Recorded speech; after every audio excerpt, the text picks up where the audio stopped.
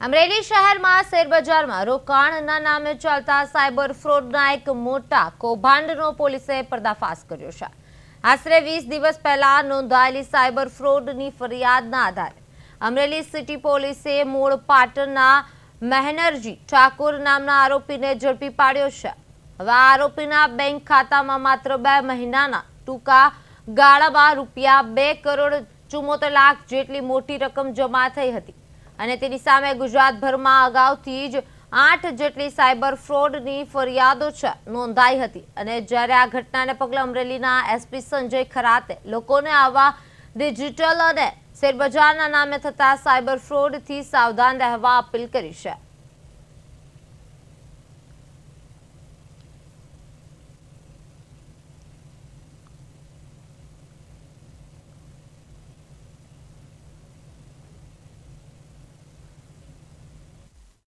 ये आरोपी पाटणथी पकड़ी पाडेल छे जेनुं नाम महेंद्रजी मकाजी ठाकोर छे अने एना विरुद्धमां समग्र राज्य में कुल 8 सायबर गुना एने आचरेल छे अने एना टोळकीए आ गुना आचरेल छे।